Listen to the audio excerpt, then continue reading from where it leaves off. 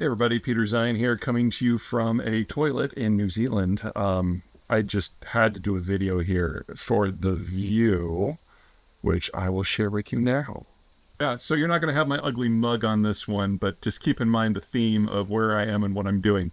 Anyway, the question from the Patreon page is pretty straightforward. China is stockpiling all kinds of things, foods, fuels, materials, in order to survive a protracted conflict with the United States. Is that something that will work? And the short version is shit, no. China is the world's largest importer of energy, foodstuffs, the materials they need to grow food, as well as every mineral in the world. There really isn't a lot of raw material that is produced within China. It's brought in, it's processed, it's turned into value-added goods, mostly manufactured and then exported. So China is vulnerable to cutoffs at all stages of the production chain of every industry in the world. Now, they are, yes, storing lots of stuff, but let's assume for the moment they get to their goal of having 120 days of import cover for oil. Well, number one, so that would last them 120 days.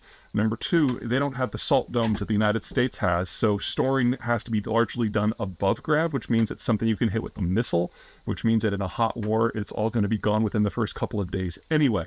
And keep in mind, the Chinese are vulnerable to the United States sea power, not just on the Chinese coast, but anywhere that can interdict anything, with the Strait of Malacca arguably being the most sensitive spot, because that's where about 80% of their oil imports come from. Same basically goes for food. Storing food requires storage facilities. So a while ago, the Chinese built a massive corn storage facility, but all it was giant piles of corn piled up along the side of the road. And they all rotted within a year, and it all went to nothing. Some version of that will happen for everything, and even if I'm wrong about energy and food and all the material inputs, they still have to export stuff, and their number one customer is the United States. So the Chinese battle plan literally is for the United States Navy to all sail within sight of the shore so that the Chinese can hit them with their Air Force, and then for the United States to continue to patrol the global ocean so they can still import all the food and energy that they want, and that the United States will still keep its market open so that the Chinese can pay for everything. It's a stupid, stupid, stupid plan.